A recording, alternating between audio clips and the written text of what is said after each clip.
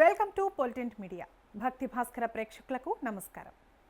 మన ఇంట్లో ఎన్ని గదులున్నా మన మనసుకు ప్రశాంతతను, సకల శుభాలను ఇచ్చే ఏకైక స్థలం మన పూజ గది. అవునా?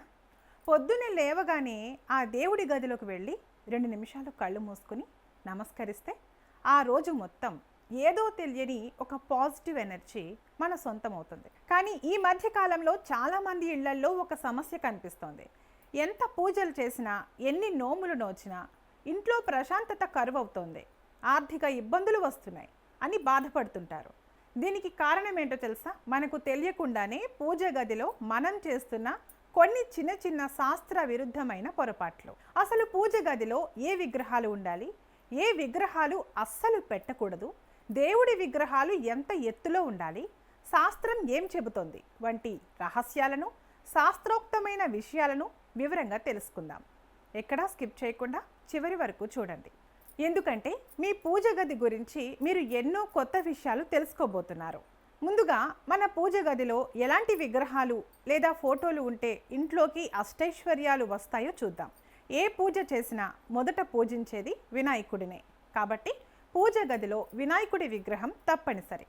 అయితే గుర్తుపెట్టుకోండి, కూర్చుని ఉన్న లంబోదరుడి విగ్రహం లేదా ఫోటో మాత్రమే ఇంట్లో ఉండాలి. నిలబడిన రూపం వద్దు. వీలైతే వెండి లేదా ఇత్తడి వినాయకుడిని పెట్టుకోండి.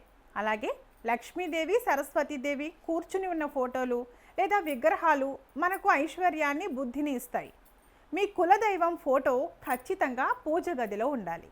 కులదైవం అనుగ్రహం లేకపోతే ఏ పూజ కూడా ఫలితాన్ని ఇవ్వదు అని శాస్త్రం చెబుతోంది. సాధారణంగా ఇంట్లో శివుడు, విష్ణువు, సూర్యుడు, గణపతి, దేవి ఈ 5గురి ఫోటోలు లేదా విగ్రహాలు ఉంటే ఆ ఇల్లు ఎప్పుడూ కలకలలాడుతూ ఉంటుంది.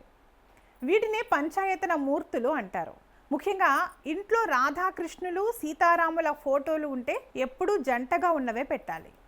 విడివిడిగా ఉన్న ఫోటోలు పెట్టకూడదు. అయితే ఇప్పటి వరకు ఏం ఉండాలో చూసాం. ఇప్పుడు మనం చేసే అతిపెద్ద తప్పుల గురించి మాట్లాడుకుందాం. చాలామంది మార్కెట్లో దొరికే రకరకాల విగ్రహాలను తెచ్చి పూజ గదిలో పెట్టేస్తుంటారు. కానీ శాస్త్రం ప్రకారం కొన్ని విగ్రహాలు ఇంట్లో ఉంటే నెగిటివ్ ఎనర్జీ పెరిగి ఇంట్లో ఎప్పుడూ గొడవలు జరిగే ప్రమాదం ఉంది. వాటి గురించి తెలుసుకుందాం. దేవుళ్ళ ఉగ్ర రూపాలు ఉన్న ఫోటోలు ఇంట్లో అస్సలు ఉండకూడదు. ఉదాహరణకు మహిషాసుర మర్దిని అంటే అమ్మవారు సింహంపై ఉండి త్రిశూలంతో పొడుస్తున్న రూపం, కాళికాదేవి ఉగ్ర రూపం, నరసింహస్వామి హిరణ్యకశిపుడిని సంహరిస్తున్న ఫోటోలు ఇంట్లో పెట్టకూడదు. ఇవి కేవలం గుడికే పరిమితం. ఇంట్లో శాంతమూర్తులు మాత్రమే ఉండాలి. అలాగే పూజ గదిలో ఒకే దేవుడి విగ్రహాలు 2 లేదా 3 ఉండకూడదు. ఉదాహరణకు 2 వినాయకులు ఎదురెదురుగానో పక్క పక్కనో ఉండకూడదు. దీనివల్ల ఇంట్లో వాస్తు దోషాలు వస్తాయి. ఏదైనా విగ్రహం చిన్న ముక్క విరిగినా, ఫోటో గ్లాస్ పగిలినా, ఫోటో చిరిగినా అయ్యో దేవుడు కదా అని మొహమాట పడి ఇంట్లోనే ఉంచేయకండి. వాటిని వెంటనే నదిలో లేదా సముద్రంలో కలిపేయాలి. లేదా ఎవరూ తొక్కని చెట్టు మొదట్లో ఉంచాలి. విరిగిన విగ్రహాలను పూజిస్తే ఇంట్లో అనారోగ్య సమస్యలు వస్తాయి. చాలామంది చేసే పొరపాటు ఇదే. దేవుడి గదిలోనే చనిపోయిన తల్లిదండ్రుల లేదా తాతల ఫోటోలు పెట్టి దేవుళ్లతో పాటు పూజిస్తుంటారు. శాస్త్రం ప్రకారం పితృదేవతలు పూజనీయులే, కానీ వారు దేవుళ్లతో సమానం కాదు. వారి ఫోటోలను పూజ గదిలో కాకుండా ఇంటికి దక్షిణ గోడపై విడిగా తగిలించాలి. అలాగే చాలామంది అడుగుతుంటారు, మా ఇంట్లో పెద్ద సైజు ఇత్తడి విగ్రహం ఉందండి, పూజించవచ్చా అని. దీనికి శాస్త్రం చాలా స్పష్టమైన నియమం చెప్పింది. ఇంట్లో పూజించే విగ్రహాలు ఎప్పుడూ కూడా మీ బొటనవేలు పొడవు లేదా గరిష్టంగా మీ జానెడు అంటే దాదాపు 3 నుండి 6 అంగుళాలు కంటే ఎక్కువ ఎత్తు ఉండకూడదు. ఎందుకంటే పెద్ద పెద్ద విగ్రహాలు ఇంట్లో ఉంటే వాటికి గుడిలో లాగా రోజు ప్రాణప్రతిష్ఠాపూర్వకమైన పూజలు, నైవేద్యాలు, అభిషేకాలు చేయాలి. మనం గృహస్థులం కాబట్టి రోజు అంత నియమంగా చేయడం సాధ్యం కాదు. నియమలోపం జరిగితే దోషం చుట్టుకుంటుంది. అందుకే ఇంట్లో చిన్న విగ్రహాలు మాత్రమే ఉండాలి.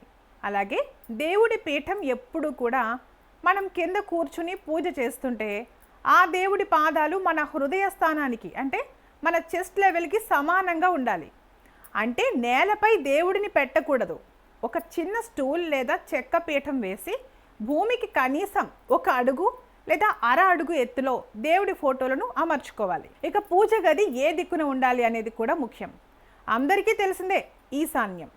ఒకవేళ ఈశాన్యంలో కుదరకపోతే తూర్పు లేదా ఉత్తర దిశలలో పూజ గదిని ఏర్పాటు చేసుకోవచ్చు. మనం పూజ చేసేటప్పుడు మన ముఖం తూర్పు వైపుకు ఉండేలా చూసుకోవడం అత్యుత్తమం. అలాగే పూజ గదిలో దీపారాధన కుందులు ఎప్పుడూ దేవుడికి కుడి వైపున మనకు ఎడమ వైపున ఉండేలా చూసుకోవాలి. వీలైతే రోజు ఉదయం సాయంత్రం ఆవు నెయ్యి లేదా నువ్వుల నూనెతో దీపం వెలిగిస్తే ఆ ఇల్లు ఎప్పుడూ లక్ష్మీప్రదం అవుతుంది. అయితే భక్తి ఎంత ముఖ్యమో ఆ భక్తిని సరైన పద్ధతిలో శాస్త్ర నియమాల ప్రకారం ఆచరించడం కూడా అంతే ముఖ్యం. ఈరోజే మీ పూజ గదిని ఒకసారి పరిశీలించుకోండి. ఏవైనా పొరపాట్లు ఉంటే వెంటనే సరిదిద్దుకోండి. మార్పు అనేది మీ ఇంట్లోనే మొదలవుతుంది. ఆ మార్పుతోనే మీ జీవితంలో సంతోషం, ఐశ్వర్యం వెల్లివిరుస్తాయి. ఈ సమాచారం మీకు నచ్చినట్లయితే వెంటనే ఈ వీడియోను లైక్ చేయండి. మీ బంధుమిత్రులకు కూడా షేర్ చేయండి. మరిన్ని ఇలాంటి ఆసక్తికరమైన ఆధ్యాత్మిక వాస్తు విశేషాల కోసం మన ఛానల్ని ఇప్పుడే సబ్స్క్రైబ్ చేసుకోండి. పక్కనే ఉన్న గంట సింబల్ని నొక్కడం మర్చిపోకండి. సర్వేజన సుఖినో భవంతు.